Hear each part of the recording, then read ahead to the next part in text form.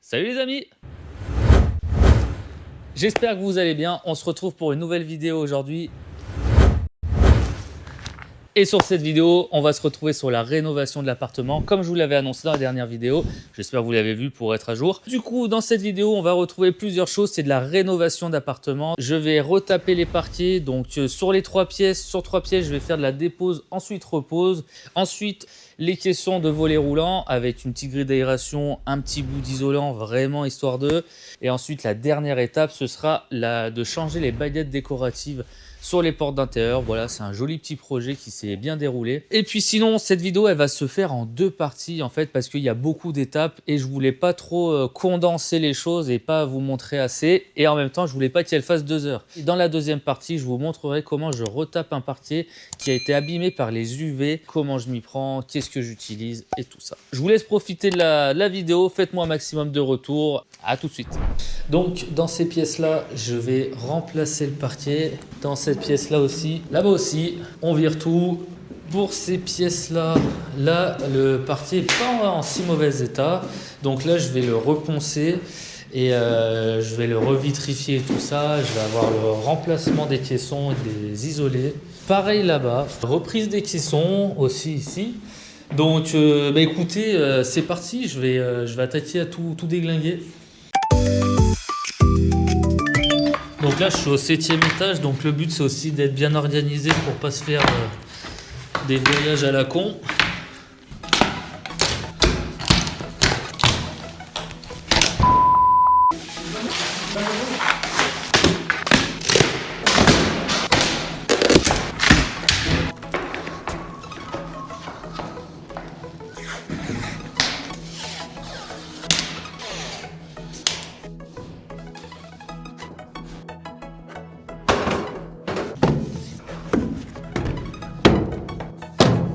Hop, là j'ai protégé tout l'ascenseur, comme ça il n'y a personne qui m'embête.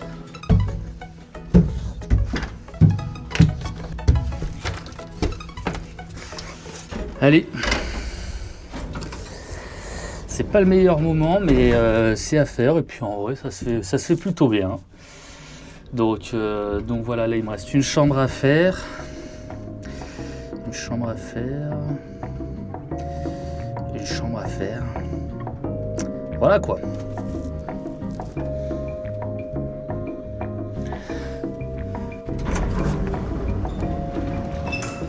Ah, j'ai oublié ma veste. Et ça caille quand je vous dis qu'il fait frais. Voilà. Bonne petite manutention, ça. C'est bon, ça entretient ça.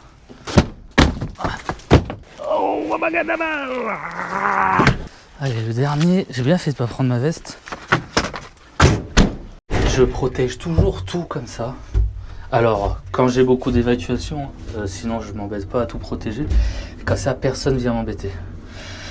Tous les gars du bâtiment, vous savez, quand on est dans un immeuble, les gens ils sont en inspection. Donc voilà. J'ai le peintre qui m'a filé son poste, j'ai pu terminer. Donc là, j'ai fait les 3 pièces. Donc c'est parfait. Et là, je vais vous montrer un truc que je déteste.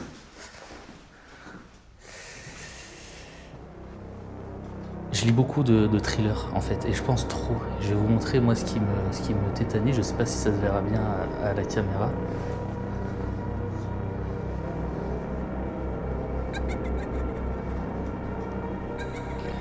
La petite lumière là-bas au fond. Elle clignote. Je sais pas si ça se voit à l'image. Bon, il n'y a pas pire quoi. Il n'y a pas pire. Ça fait complètement truc qui va mal tourner. Bon, voilà. Heureusement, je suis un grand garçon. Je n'ai pas vraiment peur, mais quand même. Voilà, je voulais juste vous partager mon petit côté flippette. Voilà les amis. Donc tout est déposé, tout est cool. On se retrouve pour la suite. Bon les amis, là je vais vous montrer le départ. J'ai attaqué. Alors j'ai fait une chose, c'est que j'ai prévu la pose dans ce sens-là, dans la longueur de la pièce. Là, à côté, ça sera pareil, ce sera dans la longueur. Pourquoi je le fais comme ça? Parce qu'en fait, c'est pour avoir une meilleure enfilade visuelle quand on rentre dans la pièce. Les 3 pièces que je vais faire, elles seront en face nord. Donc, j'ai pas vraiment de souci de luminosité. Normalement, quand on est face à la lumière, on se met perpendiculaire, comme ça a été fait là-bas. Bon, là, ça n'a pas été fait, voilà. Oui, il y a des choix à faire. Après, ça va pas non plus changer la face de la pièce. Donc, c'est parti. Donc là, je vais poser en pose perdue, comme on dit. Tac. Donc, bien mettre un joint de dilatation.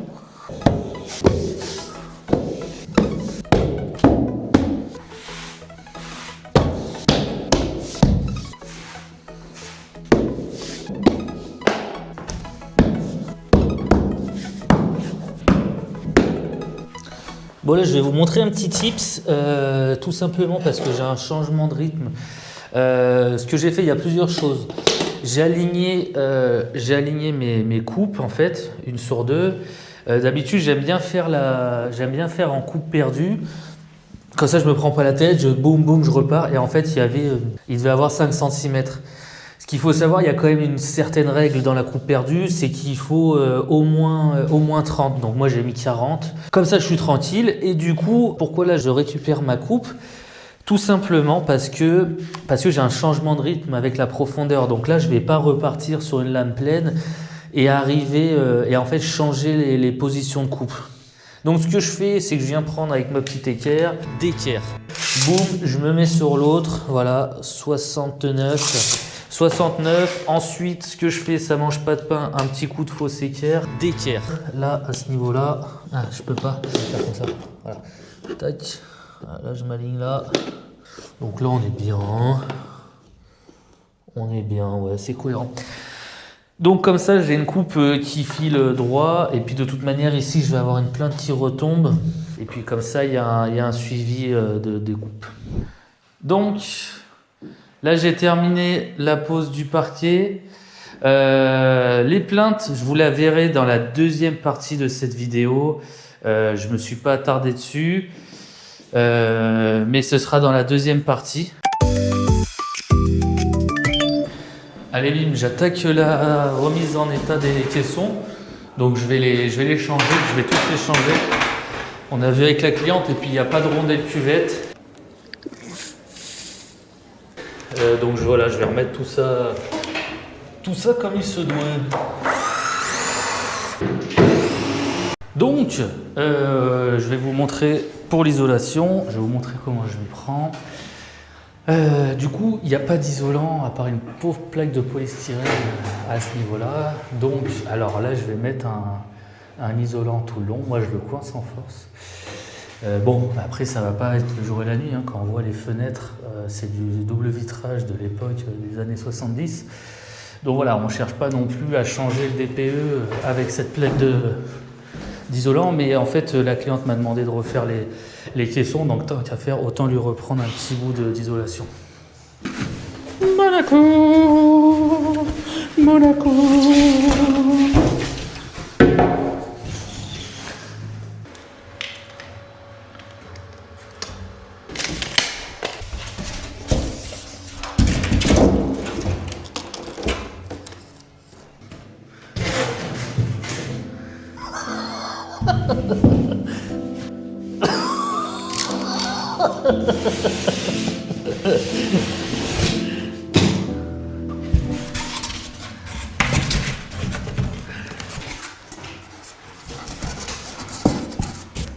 Boum.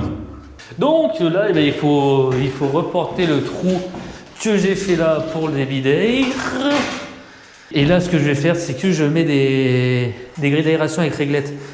Comme ça évite qu'ils viennent le boucher, qu'ils ne puissent plus le faire en fait. Parce que souvent, c'est ça, les mecs, ils démontent la grille, ils bourrent de coton et ils remettent la grille de coton ou de scotch. Hein, et ils remettent la grille par-dessus, ils n'y retournent plus jamais. Et là, les murs, ça pourrit.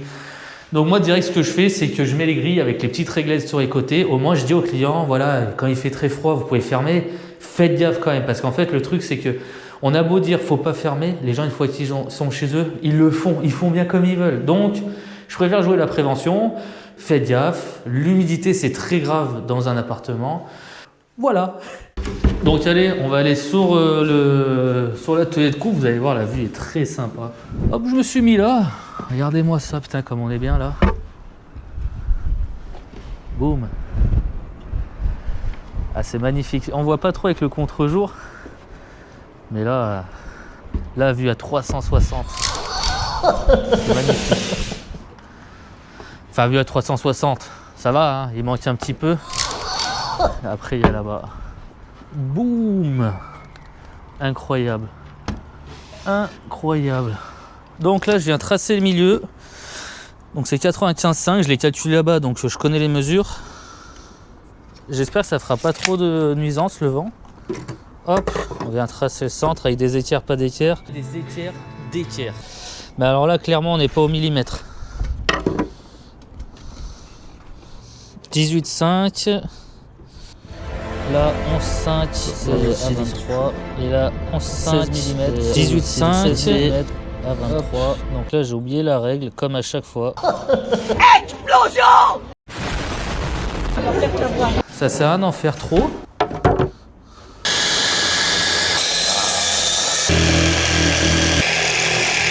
Hop, allez, mise en place et ce sera bon.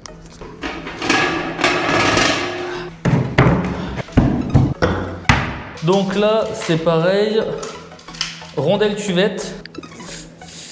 Les rondelles cuvettes, ça sert à laisser les vis apparentes parce qu'on ne noie jamais des vis dans un caisson parce que forcément, il y a les volets roulants, il y a des possibles interventions. Donc on fait en sorte que tout soit démontable. Voilà. Hop, voilà. Simple et efficace. Un caisson neuf, alors c'est pour de la propreté. Hein. J'ai fait un petit bout d'isolant parce qu'on n'est pas des sauvages. Voilà, donc le principe des rondelles cuvettes, vous les voyez là. Ah, attendez. Là, on voit les rondelles cuvettes. Ce qui va permettre que le peintre va pouvoir mettre une grande couche de partout correctement. Et en fait, on verra toujours. Là, ce qu'il faut, c'est que le peintre, il remplisse pas les têtes de vis. Bon, la plupart le font. Mais on arrive toujours à les démonter. Un petit acrylique en bout là-bas. Voilà, sinon, après, tout est OK. Je vais vous montrer un peu ce que j'ai fait sur les autres. Là, il y a le double. Voilà, celui-ci. Putain, regardez cette vue. Moi, je suis amoureux. Alors, il faut savoir que je suis un amoureux de ma ville. Grenoble, c'est vraiment magnifique. Sur ce projet-là, j'ai la cliente qui voulait changer en fait qui voulait changer les baguettes, qui voulait refaire à peu près la même chose, c'est juste que ça lui plaisait pas, l'arrondi en haut ne lui plaît pas, je n'ai pas réussi à retrouver les baguettes exactes. Donc je lui ai dit c'est soit je vous enlève tout, je ponce, vous repeignez les portes, enfin le peintre repeint les portes, on repart sur une base lisse. Et en fait elle m'a dit non, je veux qu'il y ait des baguettes, ça habille et tout. Donc voilà, moi je m'adapte aux demandes. Donc je vais vous montrer comment je m'y prends. Comment je m'y prends? Je change les baguettes quoi.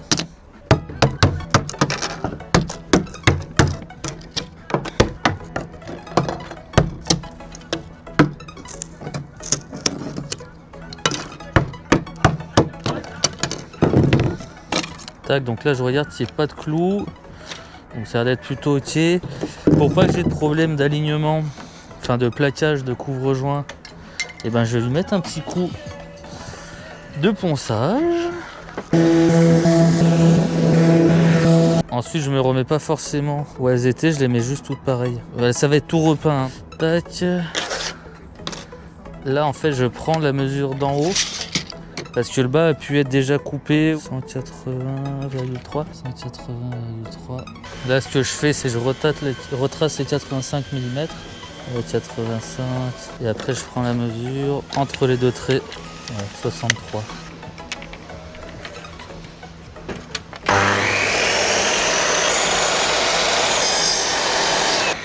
Tac. Il n'y a plus qu'à il faucon. Et voilà, prêt à peindre. Les amis, là le vitrage ils le veulent plus, il est pété en partie basse et là il va falloir que j'en mette un panneau plein et que je fasse les petits habillages comme il y a à côté. Voilà les amis.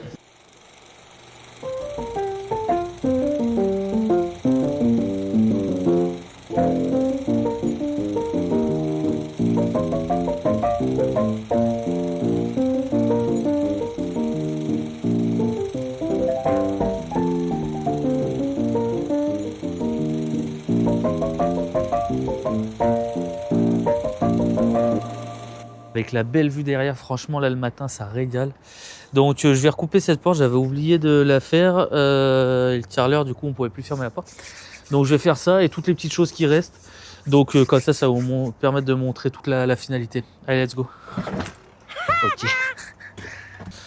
Allez, faut que je me bouge parce que j'ai vraiment pas mal de taf aujourd'hui.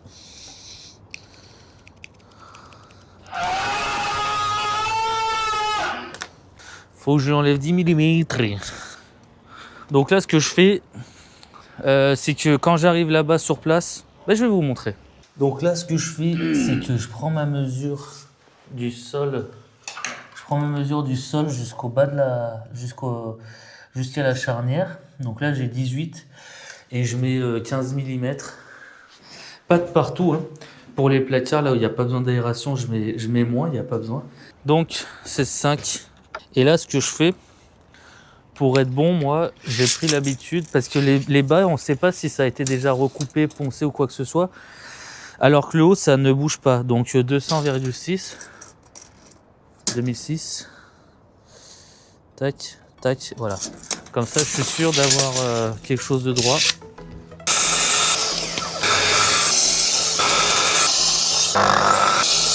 Vous voyez l'histoire. L'histoire, je me pose sur la plainte en bas. J'aligne grosso merdo mes charnières. Et voilà. Et en fait, il se trouve que quand je suis plaqué sur l'enduit, j'ai un énorme jour là. Donc là, le but, ça va être de faire une feuillure. Donc une coupe là, et virer ce morceau pour que ça vienne plaquer là et là.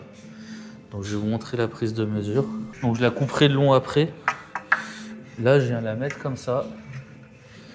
Et je viens regarder combien j'ai. Là, je regarde de partout, il faut 15. Par contre, 15, putain, je sais pas si ça va le faire. J'ai l'impression qu'il y a trop. Hein. Donc, là, je vais faire dépasser. Ah, putain, faut que j'arrête de serrer ça comme un sauvageon, là. Tac. Puis alors, sur cette machine-là, faire de la précision, autant vous dire que... Hein, ceux qui savent, savent. Et ceux qui savent pas, sauront.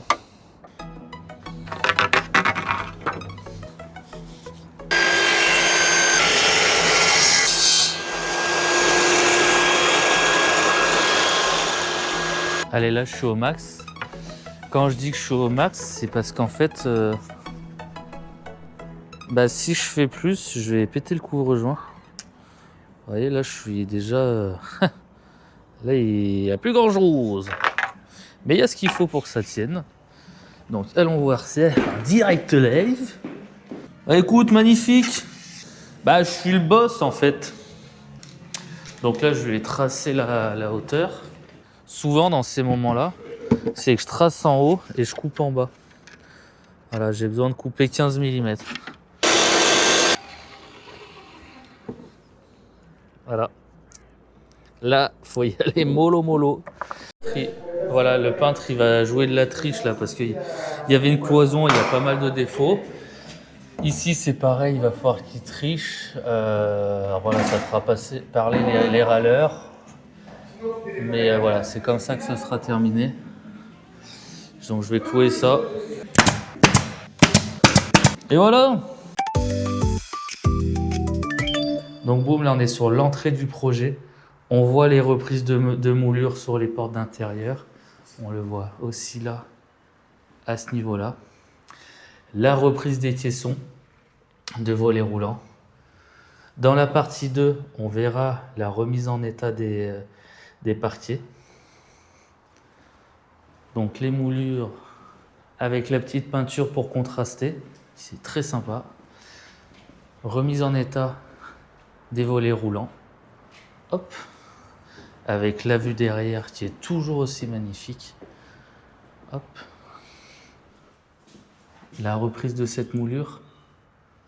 Le rendu est impeccable. Voilà. Donc toutes les portes ont été modifiées dans cet appartement. Plus le parquet.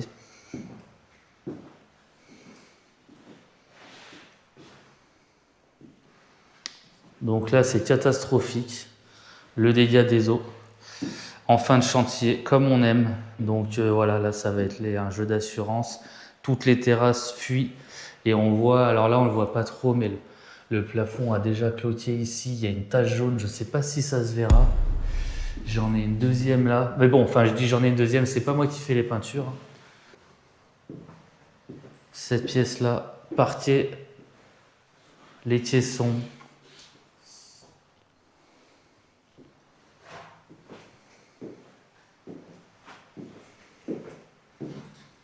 Ensuite, sur la deuxième zone de l'appartement, voilà, donc toute la reprise des portes. Voilà, de partout. Chaque porte que vous voyez a été modifiée.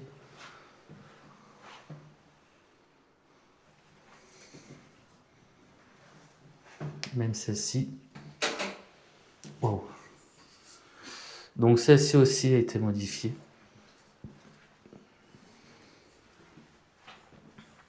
Et là, sur la dernière chambre, je fais gaffe pour les traces de doigts. Pose du parquet.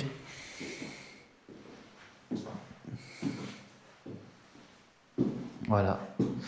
Donc ça, c'est tout ce qui a été fait sur la première partie de la vidéo. Il va en avoir une seconde et je vais vous montrer tout ce que vous allez voir dans cette partie-là. Donc dans cette partie-là, je vous montrerai comment je m'occupe de la pose des plinthes. Je vous montrerai la remise en état de ces parquets magnifiques, poncés, vitrifiés. Et je vais également vous montrer cette magnifique vue. Et non, c'est pas ça que je vais vous montrer, même si c'est vraiment magnifique.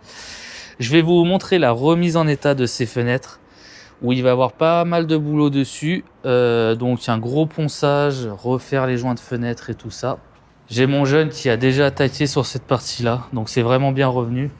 Je lui ai pas fait faire les pare-closes extérieures parce que c'est bien des pare-closes extérieures et non des feuillures. Donc moi je viendrai gratter tout ça et après regarnir de silicone et tout avec une lasure solvantée.